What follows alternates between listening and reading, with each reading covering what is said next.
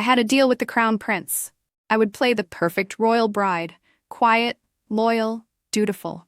I would even protect the woman he truly loved, Lydia Chen, the side consort the Empress hated most. And in return, when he became emperor, he would give me enough gold to buy my freedom and let me walk out of the palace forever. So for 3 long years I smiled, bowed, and played my part. Every night I prayed the aging emperor would hurry up and die. Eventually, he did. The crown prince ascended the throne. Lydia Chen was named Imperial noble consort. I hummed a happy tune as I packed my things, freedom finally within reach. But then Adrian Murong stopped me at the palace gates. His voice was calm, cold, final. "You are my first wife, my lawful wife. Where can you possibly go, except to remain by my side as my empress?" And just like that, I realized I had walked into a cage so beautiful, I didn't see the bars until they locked. Chapter 1. Technically, I was Adrian Murong's second crown princess. The first was the Grand Tutor's precious daughter. She caught a winter chill and died within 6 months of entering the Eastern Palace. Truth? She offended Lydia Chen, Adrian's beloved, and paid for it with her life. My mother learned the truth, and on my wedding day she clutched my hands, sobbing like her only child was being marched to war. "Daughter, be smart, survive." So when Adrian lifted my bridal veil under the glow of red lanterns, ready to inspect his new wife, I dropped to my knees like a loyal soldier. "Your Highness, I know you and Lady Lydia share a childhood bond deeper than gold. Heaven was cruel not to let you marry her first. From this day on, I will protect her for you. In public, I am crown princess. In your heart and palace, she outranks me." Tragic, devoted, perfectly delivered. Adrian stared at me, clearly thrown off. He had come ready to warn, threaten, or intimidate. Instead, he found a wife already kneeling to his lover. He studied me, then finally spoke. "Good." He turned to leave, but paused. "Do you have any requests?" I kowtowed so hard I nearly concussed myself. "Only this: when your Highness becomes emperor, let me go." He nodded as if granting a trivial favor. "Very well, I will free you and give you 100,000 taels of gold." I smiled behind my veil. A generous future ex-husband indeed. I played my role well. Adrian was satisfied. Lydia glowed. Every day after court, he escorted her everywhere like an honor guard in love. Even when she came to pay respects, he hovered at her side, shielding her like she might evaporate if he blinked. Lydia was tiny-waisted, soft-voiced, and southern-bred, a little willow swaying in poetic breezes. I could see why he loved her. She curtsied, trembling like a peach blossom in spring wind. Before she could kneel fully, Adrian stopped her, eyes cold on me. Beloved woman, indeed. I dismissed her immediately, smiling like a benevolent saint. He left with her, satisfied as a cat that got the cream. My maid Peach Tao muttered beside me, "Everyone says Lady Lydia bewitched His Highness. How accurate." I patted her head. "Nonsense. She's no fox spirit, she's a golden goose. Her happiness feeds us." The Empress had spies shadowing me from day one. Since Adrian never stayed in my palace, she decided it must be my fault he spent every night with Lydia. I knelt in her hall for hours while she scolded me for not controlling a side consort, as if she could control her own son. That night, I dragged my numb legs back to the Eastern Palace. Adrian was in the garden, enjoying Lydia's zither performance. I opened my mouth to request he stay with me for once, only for Lydia to gasp, clutch her chest, and collapse delicately into his arms. He immediately began massaging her temples, concerned and protective. She looked up and smirked at me from his embrace. I closed my mouth. The Empress' words echoed, "Get him to stay, or kneel again tomorrow." So I tried. "Your Highness, tonight." Before I could finish, Lydia let out a soft sigh and fainted harder. Adrian lifted her, ignoring me entirely. I sighed and turned around. Better kneeling in the cold than mysteriously dying of winter chill, like the last crown princess. Half a month passed. Adrian still hadn't spent a single night in my quarters. The Empress finally snapped. She ordered me to kneel for 2 full hours, then punished me further. I was to copy Buddhist scriptures through the night, seated at a tiny desk in a side hall so she could ensure I didn't cheat. "You may return to the Eastern Palace only when you finish." By dawn, I was half-conscious, hands swollen, legs numb. Peach Tao practically dragged me into a sedan chair and sent me home. Just as my sedan reached the Eastern Palace gates, I heard him. "Adrian." Heading to court at first light. Panic jolted me awake. I was about to get down and greet him when Peach Tao suddenly burst into tears, huge, dramatic, heart-ripping sobs. "Your Highness, please have pity on Our Lady." Adrian's voice was cold. "What is the meaning of this?" Cold sweat drenched my back. 2 months in the palace and I already knew. If Lydia Chen heard even a rumor that I sought Adrian's sympathy, she'd turn it into a tragedy where I was the villain. And then I'd die of winter chill like the last crown princess. I scrambled out of the sedan, shielding Peach Tao.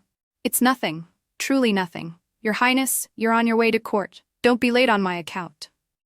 Peach Tao, bless her dramatic little soul, shoved me aside like I weighed nothing, then threw herself at Adrian's leg and wailed even louder. "Your Highness, the Empress made my lady kneel all night. She was forced to copy scriptures until her hands swelled. She hasn't slept, she hasn't eaten, she almost fainted." Adrian's gaze snapped to me, dark and unreadable. "Complicated, troubled. Why did you not tell me?" I forced a weak laugh.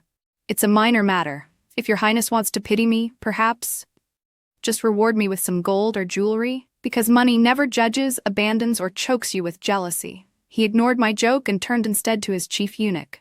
"Fetch the Imperial physician." So that's how I finally earned my husband's attention, by nearly collapsing like a wilted vegetable at dawn outside his palace gates. Romantic, truly. When Adrian came to my residence after court for the first time, the Imperial physician was still applying medicine to my injured knees. I gritted my teeth from the pain. My posture was hardly dignified. He lifted the curtain and saw my pale legs exposed, bruised dark purple against skin that normally looked like white jade. His eyes darkened. He waved everyone out. Although we were married, he had never truly looked at me before. Being stared at like that, my face burned. I quickly pulled down my skirt. He looked away. "I will speak to Mother. This will not happen again." Ah, my foolish optimism. No sooner had he gone to speak for me than I was dragged to the Empress's palace in secret. She accused me of sowing discord. Kneeling and copying scriptures were no longer enough. She had the nanny raise a cane, preparing to strike my palms. I nearly cried. "I thought you were clever," she said coldly. "But you're just as stupid as the rest. Don't want this seat? Plenty of girls lining up for it." My heart chilled. The Empress had clawed her way up from a low-ranking consort to Empress, giving birth to the crown prince. She was ruthless, and she had just hinted she could replace me, permanently. I swiftly knelt and knocked my head against the floor twice. "Please, Mother Empress, give me another chance. I will think of a way to make the prince stay in my palace overnight. From today on, I obey only your command." Her expression eased a little. "You'd better." Too hard. This palace life was simply too hard. Desperate, I wrote to my mother begging for advice. Her reply was short: either accept fate or befriend Lydia Chen and earn the prince's favor that way. I refused. I would win Adrian's heart myself. My mother wrote back: "You? Win a man's heart? Go lie down somewhere cool." "Thanks, Mother." Still, I went with my handmade flower hairpin to visit Lydia Chen. Adrian was not there. Lydia lived richly. Every silk pillow, every jade cup better than mine. When the prince wasn't around, she didn't bother to pretend. She broke my hairpin into pieces right in front of me, then ordered me to peel lychees for her. I smiled sweetly, peeled the fruit, and massaged her shoulders after. Only then did she lazily look at me. "What do you want?" I bowed humbly. "The crown prince has never spent a night in my palace since our wedding. The Empress is displeased. Please, Sister Lydia, be generous and persuade him to stay one night. I promise I won't even enter the room. I'll stand guard outside." She laughed in my face. "In your dreams." Just then, Adrian entered. She transformed instantly, soft voice, dew eyes rushing into his arms. "Your Highness, I missed you so much." He melted, kissed her forehead. Of course he heard everything. Of course he saw her shift from cruel to gentle. He simply didn't care. Standing there like a fool, I smiled stiffly. "I shall take my leave." That night, I sat at my desk and wrote home, asking my mother to prepare for my death by winter chill. As I sealed the letter, a shadow fell across me. Adrian picked up the paper, raised a brow. "This weather, and you worry about winter chill?" I sighed. "I heard the first crown princess died of one." Realization dawned in his eyes. He chuckled softly. "Behave, and nothing will happen to you. I was the most obedient person alive." He stayed that night. He brought government documents. He read, I brewed tea, ground ink, lit candles, his profile under the flame like a painting, a hero, a future emperor, a once gentle boy turned cold strategos. I caught myself staring. Adrian Murong, crown prince at 16, war hero by 18, beloved by emperor and court. Only flaw, an undying devotion to the orphan girl he brought from the south. My mother once praised him for being loyal in love. Funny, isn't it? The man's fatal flaw was not loyalty, it was possession. He caught me sighing. Why do you sigh? I recited exactly what my mother told me to say. Your affection for Lady Lydia is admirable. I am envious. He brightened. Men, truly. Then he asked, do you have someone you like? A face flashed in my mind. A boy on horseback, triumphant beneath the sun. No. I grew up in the inner courtyard. I never saw other young men. He continued, do you have any talents? I perked up. I can play music, with teacups. And so I did, tapping porcelain cups with a brush to play a tune. He asked how. I explained. We talked until very late. For the first time he fell asleep in my palace. Peachtau whispered the next morning, my lady, you did it. I didn't dare celebrate, not yet. Adrian began visiting me frequently after. To make up for the Empress's cruelty, he brought me gifts each time. Jade bracelets, golden pins, calligraphy for me to practice. The Empress was pleased, I was relieved. Even Lydia looked less unpleasant. To show goodwill, I delivered my rewards to Lydia first. Silks, pastries, paintings. I thought I was being clever. Until one day, holding a box of osmanthus cakes, I heard Lydia sobbing in Adrian's arms. Sister Zhao flaunts every reward in front of me. I feel so wronged. Adrian stroked her hair. She isn't clever enough to flaunt anything. She just wants to share with you. What a wonderful compliment. Then Lydia demanded, don't go to her palace again, it makes me unhappy. And Adrian? All right, he cooed at her like she was made of glass. I slipped away. Peachtau clenched her fists. My poor lady. I clapped a hand over her mouth and dragged her off before disaster struck. Chapter 2. Adrian had once been gentle with me. When he fought in the north, my elder brother served as a supply officer. I was 10, wild and stubborn, and stowed away in his cart. My brother doted on me. When discovered, he disguised me as a little soldier and kept me by his side. One night, he met with Adrian, then still Prince Xian, late into the night. He returned drunk and forgot me outside the command tent. I woke, wandered around, and was promptly dragged before Adrian by soldiers.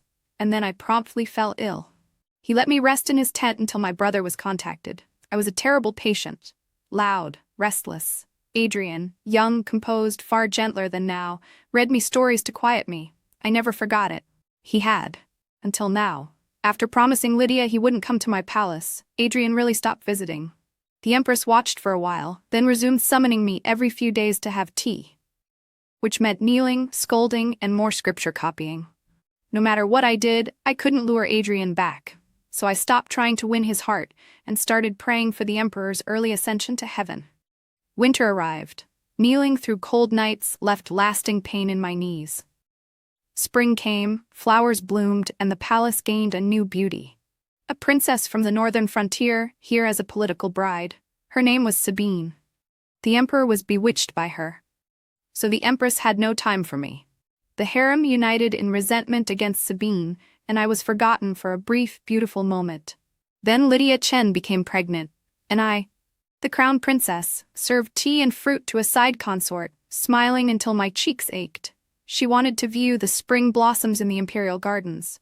I went with her, carefully supporting her arm as though she were fragile porcelain. There, I saw Sabine. Once a proud princess, now the Emperor's most favored concubine. When she looked at me, she smiled, a sharp, knowing smile. Are you content? Her question cut straight through me. I remembered.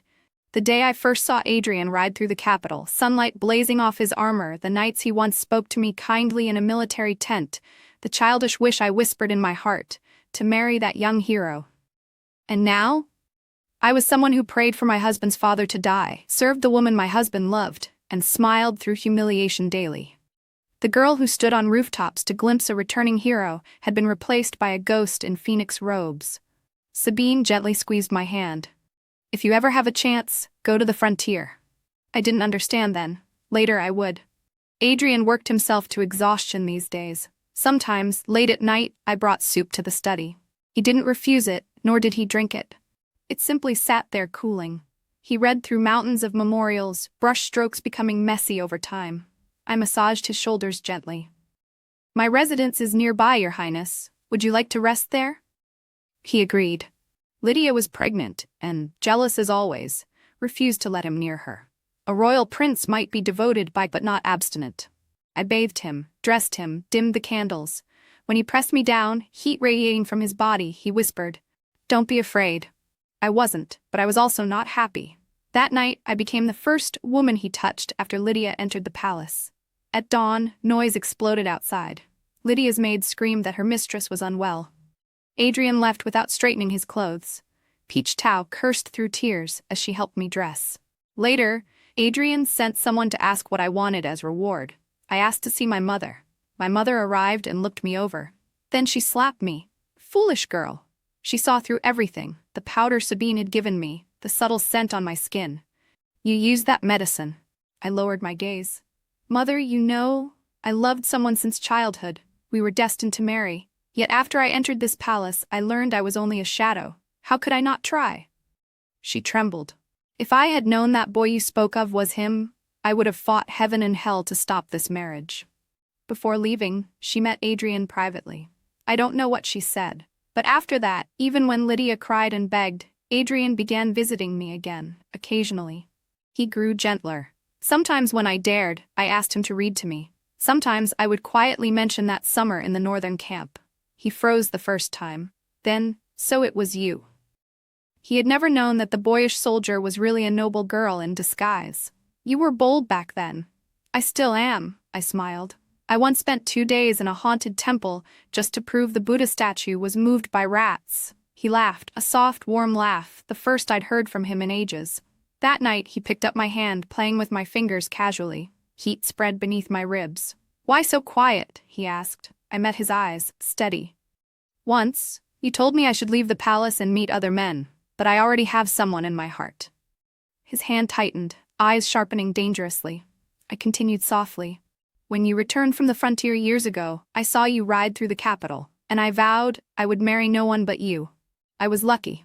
My wish came true. He said nothing, his expression unreadable. Then he stood.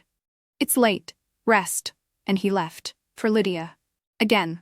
The next morning I brought soup as usual. Before I could set it down, Lydia stumbled in, hand on her belly, fury blazing. She slapped the bowl from my hands. Porcelain shattered. Elena Zhao, you shameless woman. Peach Tao bristled. How dare you insult the crown princess? Lydia scoffed. Crown princess, what a joke. Adrian watched, silent, rubbing his brow. Not a word in my defense. Go, he told her gently. I'll dine with you later. Lydia left, smug and triumphant. I stood before the spilled soup, tears blurring my vision. Adrian sighed and reached for me. I flinched. His face darkened immediately. Offended. I forced a bow, muttered excuses, and left. That night, I was bathing when he came. Steam rose like mist. He slipped behind me, arms wrapping my shoulders. Don't mind her. Lydia is just like that. She means no harm. I lowered my eyes. I did not take it to heart. He smiled, lifted me, carried me to the bed. He thought this was comfort. I had fallen so far I accepted it. Soon after, news came. My elder brother had been sent to war in my husband's place. I rushed to pray day and night, but Lydia, furious that Adrian refused her demand, barged into my shrine and smashed my Buddha. I slapped her in rage. She retaliated, pushing me. I fell, hitting my head. She slipped too, and blood followed. Her blood. Adrian arrived, saw her bleeding, and carried her away without looking at me. He summoned a dozen physicians for her. For me, nothing. I had once thought I loved him. That night, I learned what I truly was. Not a wife, not even a woman. Just a shadow trapped in phoenix robes. I was unconscious for 2 days. When I woke, Adrian was not there. Peach Tao told me everything in a trembling whisper. Lydia Chen's child was gone. The crown prince had flown into a rage, summoned the Empress to oversee matters, and only after that did a physician bother to treat me. When the Empress came to see me, she looked exhausted, worn down by Sabine and the Emperor's madness. She glanced at my bandaged head and my pale face. In the harem, she said wearily, a woman either lives powerless behind walls for life, or she gains her husband's respect and protection. She lifted her eyes, tired but sharp. Crown princess, choose wisely. I wanted to laugh, or cry, or both. Respect, protection. I wanted freedom. Father, mother, my brother's empty seat at the ancestral hall, the vast mountains and rivers beyond the palace walls. I no longer wanted Adrian Murong's favor. I wanted out, but the crown prince did not blame me for Lydia's loss. Perhaps it was guilt, perhaps fear of what the Empress might say. He began visiting more often, treating me kindly, and Lydia raged louder each time. Peachtow whispered that on one occasion, Lydia's tantrum was so violent Adrian had actually raised his voice at her. The Empress praised me. At last, I felt his gaze soften when he looked at me. The tenderness I once envied in Lydia's eyes now shone in mine. And yet, war came, and my brother died in the southern front. The Empire praised victory. I tasted only ash. The court blamed my brother. My father, old, loyal, beloved by scholars across the land, lost his post, bowed in shame. And I was never allowed to leave the palace to attend my brother's funeral. In a single night the capital emptied of the Yan family, and I, Elena Zhao, remained the last of us, buried alive in the palace where I once dreamed of love. In the third autumn after I married into the Eastern Palace, the Emperor died on Consort Shu's bed. That northern frontier princess, whom I'd only met once, drove a jeweled hairpin into his spine at the height of his pleasure, then slammed her own head against a bedpost and died on the spot. The Murong Imperial clan erupted in fury, and the first thing the crown prince did after ascending the throne was march north again, all the way to their capital. Later, when I asked Adrian Murong about it, he told me the princess had never forgiven her father for sending her to marry here. Madness was her only way to live. She chose to drag her homeland down with her. He left in such haste that even the enthronement ceremony was rushed. He had no time to officially name me Empress or Lydia Chen a noble consort, and I had no chance to make him honor his promise to let me leave the palace. Until he returned victorious, brimming with glory and triumph. Now Empress Dowager, the former Empress, led the harem to greet him at the gates in a grand procession. In the crowd, Adrian smiled and helped me to my feet, teasing me lightly, clearly in high spirits. People looked on with envy. Everyone except Lydia Chen, who followed behind us. Her expression twisted, and suddenly she burst into tears, forgetting all decorum as she stormed off with her maids. No one chased her. Once so dazzling, Lydia had never learned how to survive the palace. In the past, her sincerity and wild charm held Adrian's heart. But later, a single dish eaten too long grows dull. My chest tightened. The rabbit dies and the fox grieves. We share the same fate, after all. The day I asked to leave the palace, Adrian flew into a rage. He forgot Lydia Chen ever existed. He forgot his promise to me. It was you who sought my favor. You who claimed to love me. Elena Zhao. How naive can you be? You are my first wife. Where else could you go but remain at my side as Empress? Under heaven, who would dare take you in outside this palace? It was the first time I had seen him so furious. The wrath of a son of heaven was not something I could bear. I remembered what the Empress Dowager once said, that these palace walls crush countless women's lives. I never mentioned that absurd agreement again. My obedience pleased Adrian. The coronation ceremony came as promised. I stood beside him, receiving the bows of 10,000 subjects. Draped in silks and jewels, he lifted my hand to his lips and murmured, "Zhao Zhao, I will never fail you." My heart turned to ice. I wondered if, years ago in Jiangnan, he held another woman's hand like this and made the same vow. How can a man call himself devoted and yet be so ruthless? Once he adored Lydia Chen alone. While his brothers filled their inner courts with wives and children, he had only us, 2 women. Now enthroned, memorials urging him to fill the harem and produce heirs flooded his desk like snow. Eunuchs whispered that he ignored all such petitions, and after court he came eagerly to my palace instead. Peachtow, straight-backed with pride, whispered excitedly, "Your Grace, your suffering has paid off. Now His Majesty favors you alone." Once, this foolish fantasy tormented my dreams. Now it was in my grasp. I often asked myself, what more could I want? That night, Adrian dined with me as usual, carefully deboning fish and placing it into my bowl, more attentive than he ever was to Lydia Chen. After dinner, I leaned in his arms, incense burning softly, when a report arrived. "Your Majesty, noble Lady Chen has fallen ill." Adrian's hand toyed idly at my waist. "Then summon an imperial physician. Why bring it here?" I said nothing. 3 years had passed in the blink of an eye. In the 5th year of Renwei, Adrian could no longer endure the old ministers kneeling outside his palace day after day.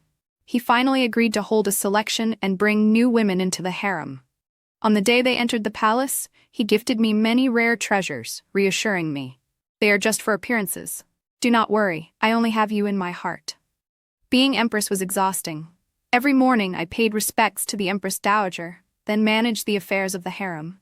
Within a few years, the carefree daughter cherished by her parents had become solemn and steady, yet I could not bring myself to encourage Adrian to spread his favor.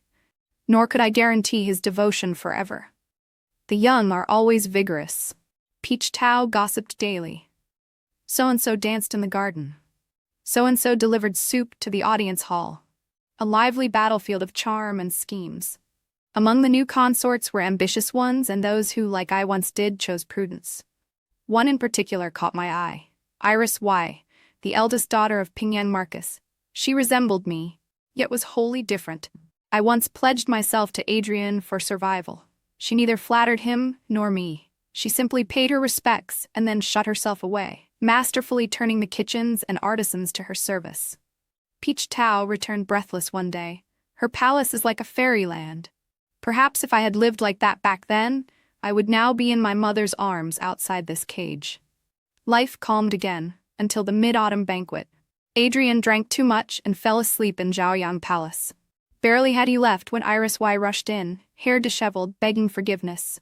She was only a girl, younger than I was when I first entered the palace. Her eyes shone with fear and sincerity. Through her I saw the shadow of Lydia Chen, the orphan girl Adrian once lifted into his carriage in Jiangnan. Fate's wheel turning back to its beginning. I smiled and rewarded her. "If His Majesty favors you, I am pleased. Strive to give him heirs." 5 years I had held favor, yet bore no child. Memorials condemning me stacked taller than a man. Adrian tried to shield me, but no wall is airtight. The news of my reward reached the 6 palaces, and Adrian. He stormed into my palace, face as dark as the day I asked to leave. "Zhao Zhao, are you pushing me toward another woman?" 8 years in the Imperial city should have taught me perfect tact. But I thought of the bedridden Lydia, of trembling young Iris, of the girl I once was, awed by everything here.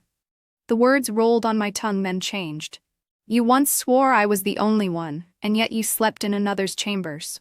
Was that not you?" A crash. Adrian's eyes burned crimson as he shattered my favorite incense burner, the one he had gifted me, lit every day since I became Empress. Adrian sulked for 2 days. When I did not bow to him, he found a way to soften first, lowering himself to coax me. I accepted his gestures with measured grace. Soon we seemed to return to the intimacy of old. Yet when he stroked my hair, his gaze sometimes drifted. When he passed Iris Y in morning greetings, his eyes paused a moment too long. I understood. Something between us had shifted quietly, imperceptibly. Unlike Lydia Chen, I was Empress. I had parents far away depending on me, so I summoned Iris often, guiding her gently. Half a year passed in this strange calm. Then one day, Adrian asked me, "Besides leaving the palace, do you have any other wish?" He had always known my heart, yet even as his affections wandered, he would not release me. I sank to my knees, a bow I had not given him in years. My brother gave his life for this empire. In the Southern Shu campaign, though defeated, he captured cities for Great Ye. If not for his risking his life to infiltrate enemy lines and secure their border plans, your later victories would not exist. The Yan family served 3 generations. My father spent his life for the court. Now he has no son to honor him. My voice cracked. Adrian was silent a long time, then lifted me up with a sigh. "We will grant him the title of Lord of Grace." The Yan line was gone, a title uninheritably hollow, but it ensured my parents a peaceful old age. I wiped my tears and thanked him. Iris Y's brief favor cracked open a door in the palace, and through that narrow gap, ambition flooded in. Soon the harem swarmed around Adrian like a hive of jeweled moths drawn to flame, fluttering silks, painted smiles, soft voices dripping honey. But this time, my heart stayed still as winter water. I had already lived through devotion, betrayal, heartbreak, and resignation. Nothing surprised me anymore. I delegated most palace affairs to 2 consorts. Suddenly freed from endless duties, I spent my mornings listening to Peach Tao report palace gossip like reciting opera scenes. 5 peaceful years. 5 years of quiet routines. 5 years of thinking I had mastered detachment. Then the storm broke.